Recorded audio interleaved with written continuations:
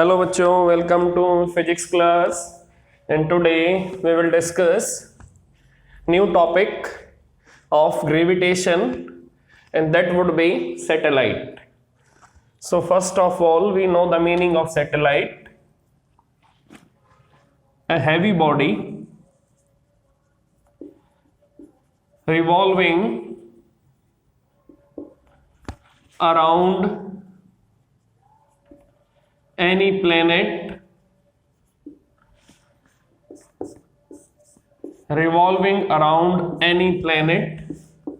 is known as satellite,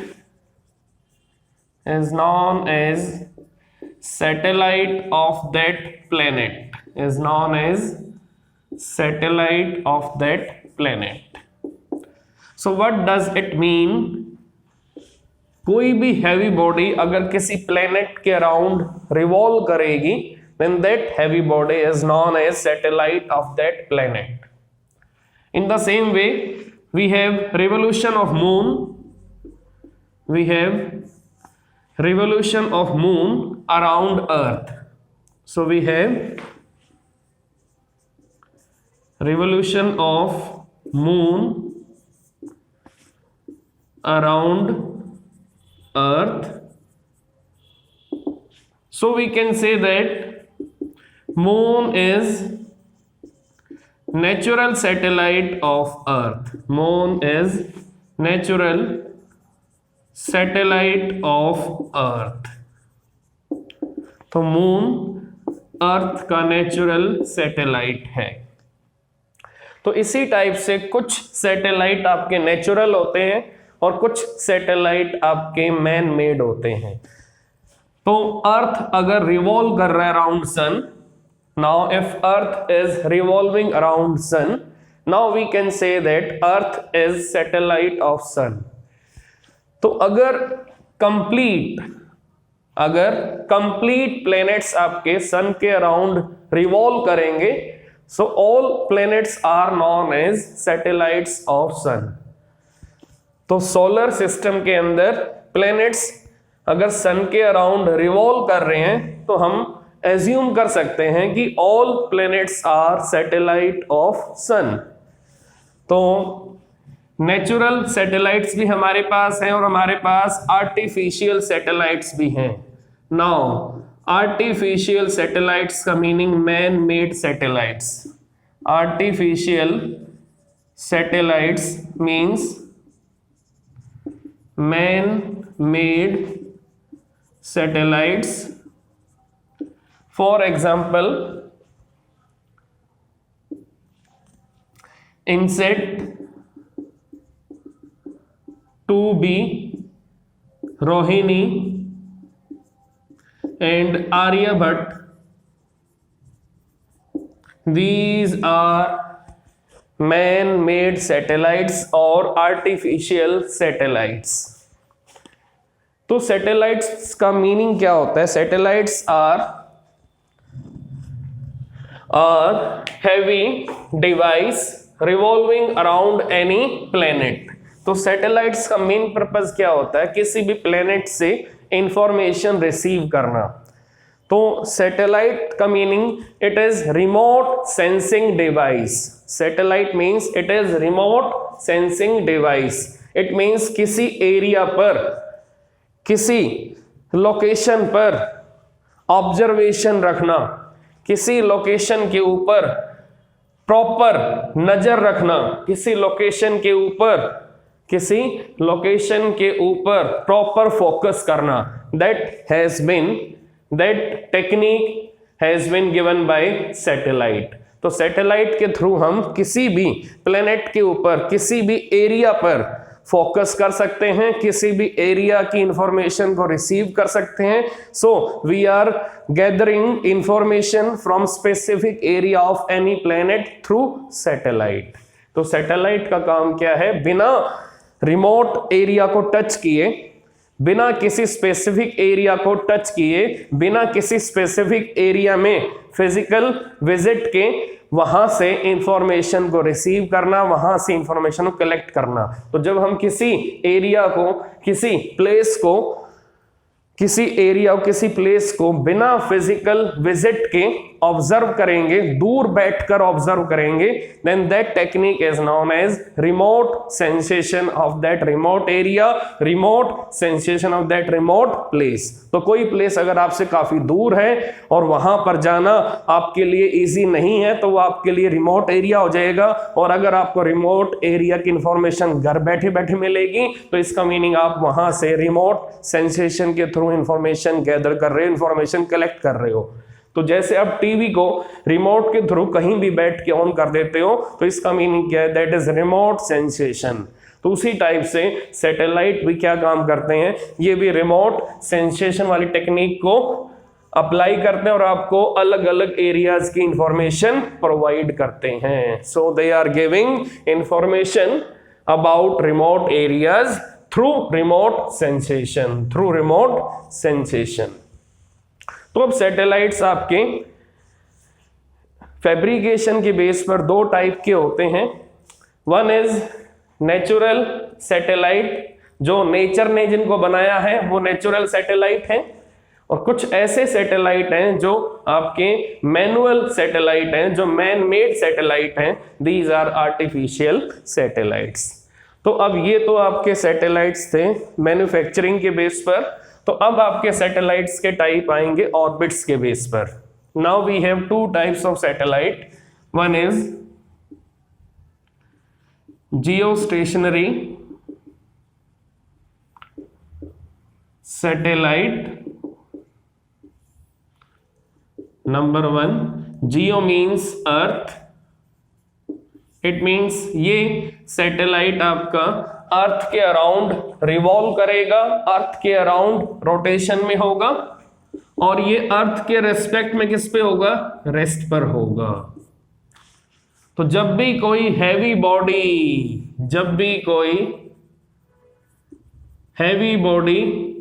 अर्थ के around revolve करेगी और उसकी स्पीड अर्थ की रोटेशनल स्पीड के इक्वल होगी, तो वो हैवी बॉडी, वो सैटेलाइट अर्थ के रिस्पेक्ट में रेस्ट पर होगा और उसका नेम होगा जियो स्टेशनरी सैटेलाइट। तो जो सैटेलाइट अर्थ के अराउंड मूव करेगा, अर्थ के इक्वेटोरियल प्लेन में घूमेगा, जो सैटेलाइट अर्थ की रोटेशन को फॉलो करेगा, जिसकी रोटेशनल स्पीड अर्थ की रोटेशनल स्पीड के इक्वल होगी, और वो सैटेलाइट आपका अर्थ के रेस्पेक्ट में रेस्ट पर होगा, और वो सैटेलाइट किस नेम से फेमस होगा, जियो स्टेशनरी सैटेलाइट के नेम से फेमस होगा। तो ये आपको मालूम होना चाहिए कि जियो स्टेशनरी सैटेलाइट कौन सा होता है, वो सैटेलाइट जो अर्थ के अराउंड रिवॉल्व करेगा और उसकी वेलोसिटी अर्थ की रोटेशनल वेलोसिटी के इक्वल होगी, और वो अर्थ के रेस्पेक्ट में रेस्ट पर होगा, और उसका प्लेन कौन सा होगा, उसका प्लेन इक्वेटोरियल प्लेन होगा, और उसका सर्कल कौन सा होगा, उसका सर्कल इक्वेटोरियल सर्कल होगा। So that kind of satellite is known as geostationary satellite. तो इस टाइप से ये अर्थ का रोटेशन है, और सैटेलाइट अर्थ के अराउंड इसी टाइप से मूव कर रहा है। जैसे अर्थ आपकी रोटेट कर रही है वैसे ही सैटेलाइट भी रोटेट कर रहा है। This is satellite and this is earth. तो अर्थ की अगर rotational speed 2 pi upon 24 hours है, तो इस सैटेलाइट की भी rotational speed 2 pi upon 24 hours है। सो दोनों की रोटेशनल स्पीड सेम है, so that these two objects are at rest with respect to each other. So this is first type of satellite on the basis of orbit, और इस satellite की height क्या होगी from surface of earth, 3600 kilometre. तो इस satellite की height होगी from surface of earth and that is nearly 3600 kilometre. तो अब नंबर 2 टाइप आएगा सैटेलाइट का, दैट इज पोलर सैटेलाइट। ये नंबर 1 टाइप था, अब नंबर 2 टाइप है पोलर सैटेलाइट। नंबर 2 टाइप है पोलर सैटेलाइट, पोलर सैटेलाइट में क्या होगा, वो सैटेलाइट जो अर्थ की पोलर लाइन के अराउंड मूव करेगा, वो सैटेलाइट आपका पोलर सैटेलाइट होगा। तो जो सैटेलाइट अर्थ के पोलर लाइन के अराउंड मूव करेगा, वो सैटेलाइट आपका पोलर सैटेलाइट होगा। ए satellite whose parking orbit is around polar line is known as polar satellite। तो जिस सैटेलाइट का पार्किंग ऑर्बिट, जिस सैटेलाइट का ऑर्बिट अर्थ की पोलर लाइन के अराउंड होगा, वो सैटेलाइट आपका पोलर सैटेलाइट होगा। और इसकी हाइट क्या होगी from surface of earth, nearly 918 kilometre, nearly 918 kilometre. और ये अर्थ का मैक्सिमम एरिया कवर अप करेगा, ये अर्थ का मैक्सिमम एरिया कवर करेगा। तो ये आपका कहाँ यूज होगा, ये आपका वेदर फोरकास्टिंग में यूज होगा। तो पोलर सैटेलाइट हमें बेटर पिक्चर देगा, इसकी पिक्चर क्वालिटी बेटर होगी, इसकी इमेज बेटर आएगी, इसकी इंफॉर्मेशन काफी एक्यूरेट होगी, और ये वेदर फोरकास्टिंग में यूज होगा। जियो स्टेशनरी सैटेलाइट आपका किसी प्रॉपर एरिया को बार बार फोकस करेगा। जियो स्टेशनरी सैटेलाइट के लिए ऑब्जर्वेशन एरिया फिक्स होगा, वो उसी एरिया को बार बार ऑब्जर्व करेगा। लेकिन पोलर सैटेलाइट में अर्थ का एरिया बार बार चेंज होगा, अर्थ का ऑब्जर्वेशन एरिया बार बार चेंज होगा। ये सैटेलाइट अर्थ के मैक्सिमम एरिया कवर अप करेगा। तो आपको ये मालूम होना चाहिए, जो पोलर सैटेलाइट है वो अर्थ के मैक्सिमम एरिया को ऑब्जर्व करेगा, लेकिन जो जियो स्टेशनरी सैटेलाइट है उसका जो ऑर्बिट है, उसका ऑर्बिट इक्वेटोरियल प्लेन में है। उसका ऑर्बिट इक्वेटोरियल प्लेन में है। तो जैसे अर्थ आपकी रोटेट करेगी वैसे वैसे जियो स्टेशनरी सैटेलाइट भी रोटेट करेगा। इसका मीनिंग जियो स्टेशनरी सैटेलाइट का फोकस एक पर्टिकुलर, एक स्पेसिफिक एरिया पर ही रहेगा, वही एरिया उसके सामने बार बार आएगा जो एरिया आपका पहले से उसके सामने था। इसका मीनिंग जियो स्टेशनरी सैटेलाइट में जिस एरिया के ऊपर जियो स्टेशनरी सैटेलाइट फिक्स हो जाएगा, वही एरिया बार बार जियो स्टेशनरी सैटेलाइट के कैमरा के सामने आएगा। तो यहाँ जो आपको इंफॉर्मेशन मिलेगी जियो स्टेशनरी सैटेलाइट के थ्रू, वो इंफॉर्मेशन किसी एक स्पेसिफिक एरिया की ही मिलेगी।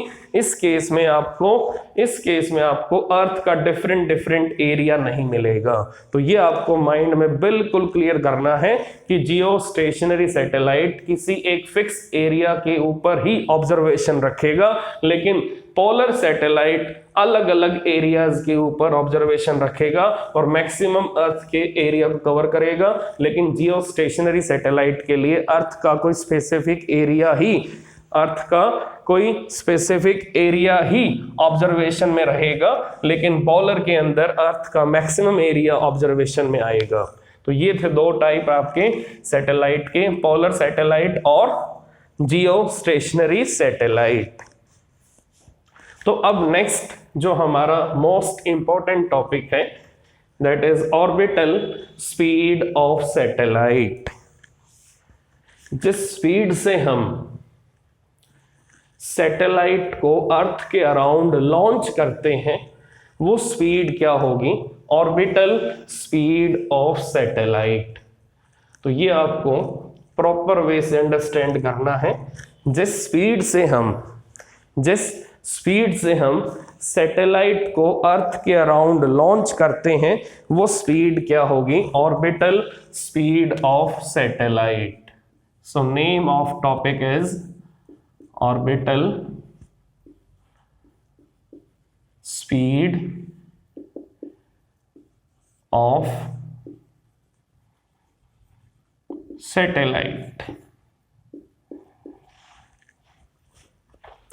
Now orbital speed of satellite. The speed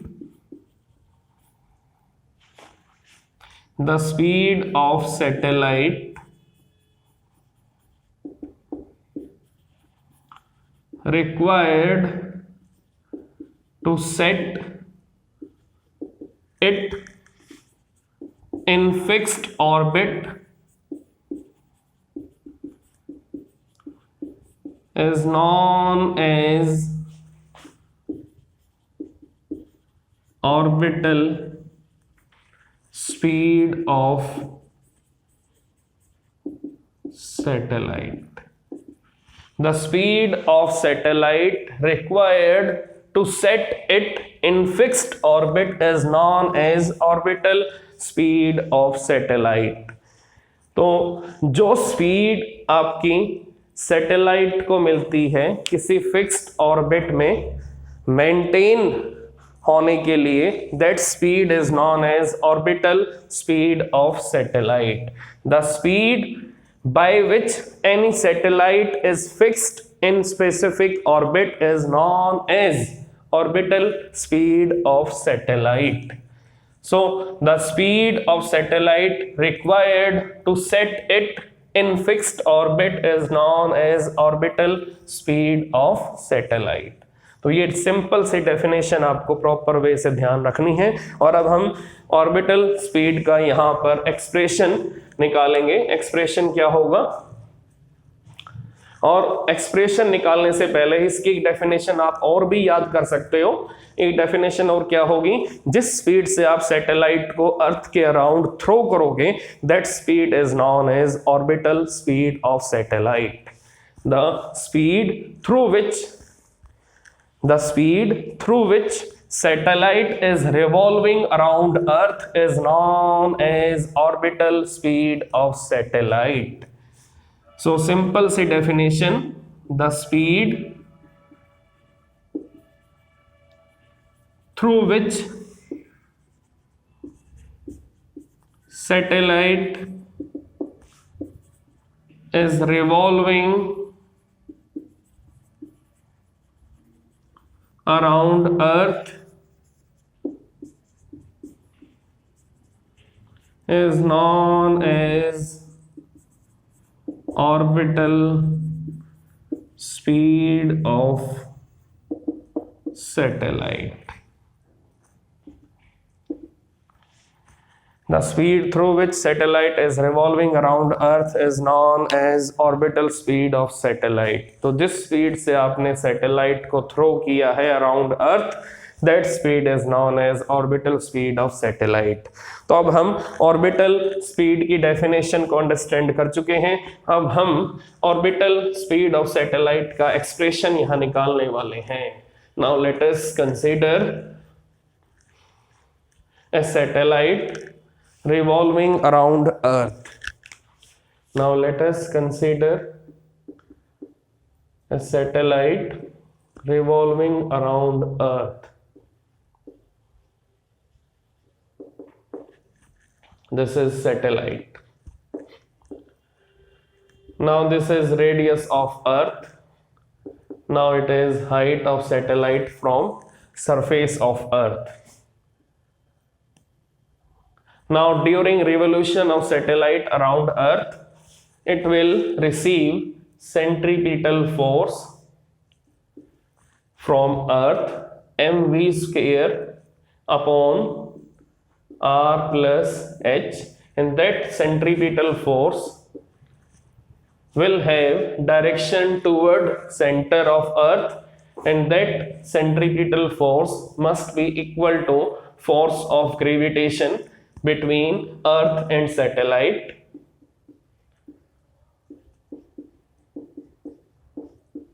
तो ये आपको अंडरस्टैंड करना है कि सेंट्रीपिटल फोर्स की डायरेक्शन हमेशा सेंटर की तरफ होती है, और आपको मालूम है अर्थ सैटेलाइट के ऊपर फोर्स ऑफ ग्रेविटेशन भी लगाएगा और फोर्स ऑफ ग्रेविटेशन की डायरेक्शन कहाँ होगी, टूवर्ड सेंटर ऑफ अर्थ। अब चेक करो सेंट्रीपिटल फोर्स की डायरेक्शन भी कहाँ पर है, टूवर्ड सेंटर ऑफ अर्थ, और फोर्स ऑफ ग्रेविटेशन की डायरेक्शन भी कहाँ पर है, टूवर्ड सेंटर ऑफ अर्थ। इसका मीनिंग फोर्स ऑफ ग्रेविटेशन के थ्रू सैटेलाइट को क्या मिलेगा, सेंट्रीपिटल फोर्स मिलेगा। तो अब चेक करो स्मॉल m किसका मास है, small m it is mass of satellite, capital M किसका मास है, it is mass of earth. तो स्मॉल m से स्मॉल m कैंसिल, और v वेलोसिटी ऑफ सैटेलाइट। तो r प्लस h का यहां स्क्वायर है, यहां सिंगल पावर है, एक पावर कैंसिल हो जाएगी। Now v equal to under root gm upon r plus h. Now if we have smaller height, then radius is more than height, so h can be neglected. H can be neglected. Now orbital speed or velocity equal to under root gm upon r. तो आप check कर सकते हो orbital speed का formula किस किस पर depend करता है। तो आपको मालूम होना चाहिए ऑर्बिटल स्पीड का फार्मूला किस किस पर डिपेंड करेगा, it is proportional to under root m proportional to 1 upon under root r। तो आपको ये मालूम होना चाहिए कैपिटल M का meaning mass of planet, capital R का मीनिंग रेडियस ऑफ प्लेनेट। तो अब आपको अगर एक सिंपल सा क्वेश्चन दिया जाए, सिंपल सा क्वेश्चन क्या होगा कि अगर अर्थ के अराउंड एक ही ऑर्बिट में दो सैटेलाइट हैं, अगर अर्थ के अराउंड एक ही ऑर्बिट में दो सैटेलाइट हैं, एक का मास m है और एक का मास 4m है और दोनों का रेडियस सेम है, दोनों का रेडियस सेम है, दोनों का ऑर्बिटल रेडियस अगर सेम है तो इन दोनों की ऑर्बिटल वेलोसिटी की क्या रेशियो होगी, v1 upon v2, it is 1:1। आप चेक कर सकते हो दो सैटेलाइट आपके पास हैं, दोनों का मास डिफरेंट है, एक का मास m है और एक का मास 4m है, बट ऑर्बिटल स्पीड के फॉर्मूले में कहीं पर भी मास ऑफ सैटेलाइट अपीयर नहीं हो रहा। इसका मीनिंग अगर यहां पर मास ऑफ सैटेलाइट प्रेजेंट नहीं है तो orbital speed, orbital velocity mass of satellite पर डिपेंड नहीं करेगी, so it is independent of mass of satellite. तो दोनों सैटेलाइट्स की ऑर्बिटल स्पीड सेम होगी, दोनों का ऑर्बिट सेम है, तो रेशियो आएगी 1:1। तो रेशियो आएगी 1:1। नाउ अब अगर इसी टाइप से हमें अगर दो सैटेलाइट गिवन है, एक का मास m है और दूसरे का मास 4m है, we have two satellites around earth, one having mass small m, other having mass 4m, और दोनों का ऑर्बिटल रेडियस अलग अलग है, फर्स्ट का r है और सेकंड का 4r है। तो यहां पर इन दोनों की ऑर्बिटल स्पीड की रेशियो क्या आएगी, चेक कर लेते हैं। Now v1 upon v2 it is equal to, अब चेक करो ऑर्बिटल स्पीड का फार्मूला, चेक करो ऑर्बिटल स्पीड का फार्मूला आपके सामने है, अंडर रूट gm दोनों में आएगा, कैंसिल हो जाएगा, तो हमारे पास रेशियो क्या आएगी r2 अपॉन r1। अब चेक करो r2 का meaning orbital radius of second satellite, and it is 4r। तो अगर ये 4r है और ये r है तो r से r कैंसिल हो जाएगा, तो रेशियो क्या बनेगी, v1 upon v2, it is under root 4 upon 1, it is 2/1। तो आपके पास आपका आंसर आ चुका है, आपके पास आपका आंसर आ चुका है। v1 अपॉन v2 किसके इक्वल आएगा, 2/1 के इक्वल आएगा। रीजन क्या है, अगर आप v1/v2 करोगे, तो अगर आप v1 अपॉन v2 करोगे तो v1 अपॉन v2 में क्या होगा, under root gm upon r1 under root gm upon r2 होगा। तो gm से gm कैंसिल हो जाएगा, तो ये आएगा under root r2 upon r1। तो अब आपको क्लियर हो चुका है कि अगर ऑर्बिट सेम हो, मास डिफरेंट हो, तो रेशियो क्या आएगी वेलोसिटी की, और अगर ऑर्बिट अलग अलग हो, मास भी अलग अलग हो सैटेलाइट का, और ऑर्बिटल रेडियस अलग अलग हो, तो उस केस में रेशियो क्या आएगी। तो मैंने आपको ऑर्बिटल स्पीड के दोनों वेरिएशन आपको बता दिए हैं कि ऑर्बिटल स्पीड किस किस पर डिपेंड करेगी, मास ऑफ प्लेनेट और रेडियस ऑफ प्लेनेट पर। Next we have time period of satellite. Next we have time period of satellite. So this is all about orbital speed of satellite. Next we have time period of satellite. Next we have time period of satellite.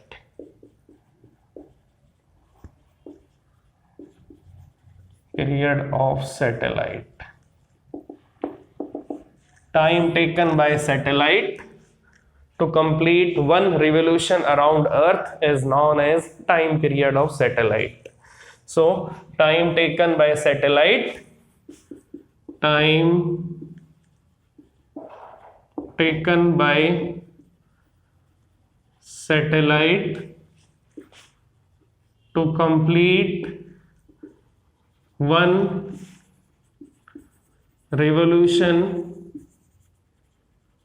around satellite, one revolution, time taken by satellite to complete one revolution around any planet is known as time period of satellite, is known as time period of satellite. So it is complete. अब time period का formula, distance upon speed, now it is 2πr upon under root gm upon r. Now it becomes 2πr into under root r upon under root gm. Now it is 2π into r 3/2 upon under root gm upon under root gm. तो अब आपके पास time period का dependence orbital radius के साथ आ चुका है। Time period proportional to r power 3/2।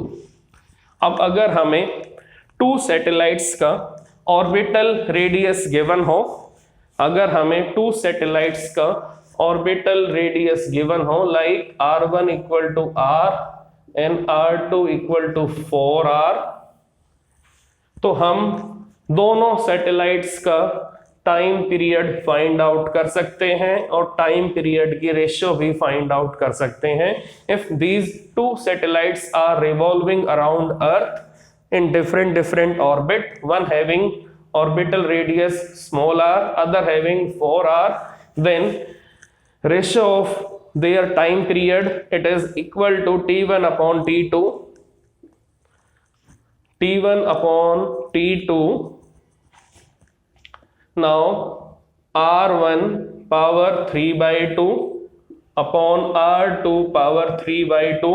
Now it becomes r power 3/2 upon 4r⁻3/2। तो अब यहां हमें क्या आंसर मिलेगा, T1/T2 r⁻3/2। Now 4⁻3/2 it means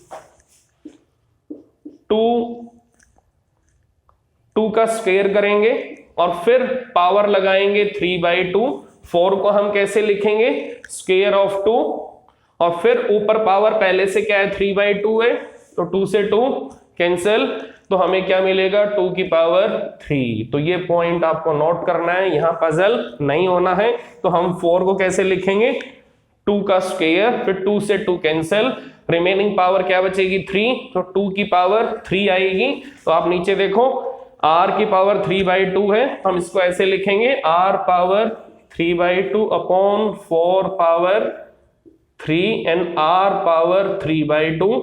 तो r⁻3/2 से r⁻3/2 कैंसिल, और यहां पर मिस्टेक से हमने 4 लिख दिया, यहां क्या आना चाहिए, यहां पर 2⁻3 आएगी।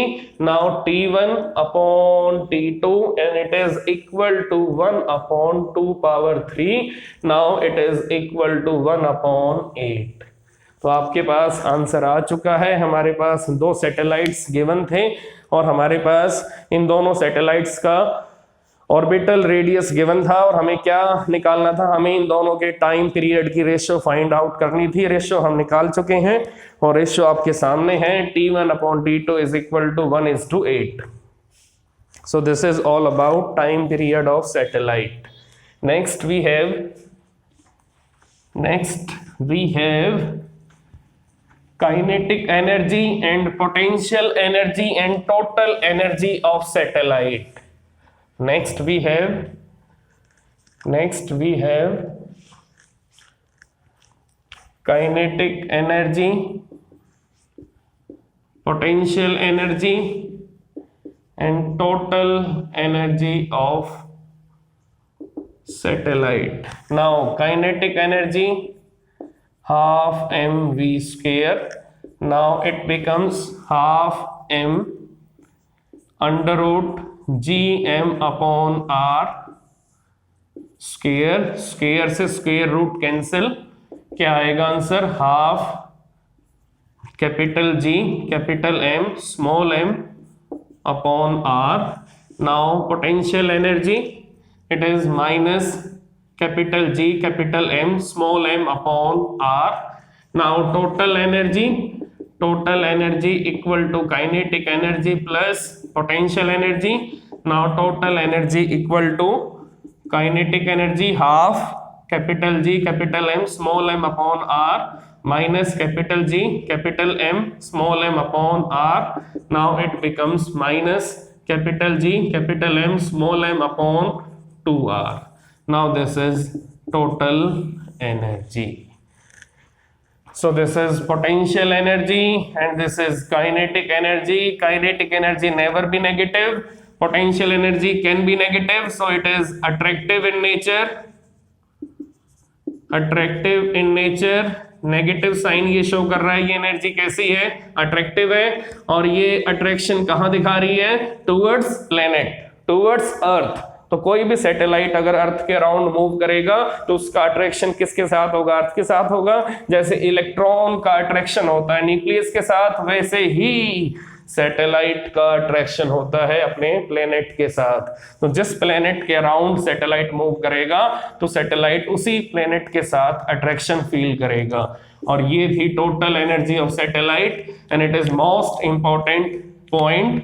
Total energy of satellite in fixed orbit is equal to minus capital G capital M small m upon 2r, and it is negative because it is attractive. So it is attractive in nature. Now we have binding energy. Kinetic energy हो गया, potential energy हो गया, अब हम करेंगे binding energy. जिस energy से satellite आपका अर्थ के साथ बाइंड होगा उस एनर्जी को बोलेंगे हम binding energy. The energy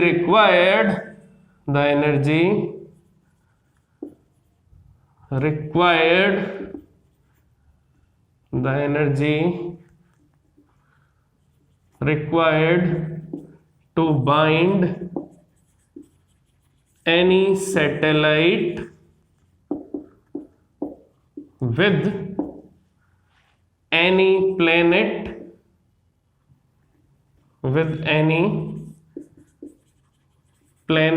is known as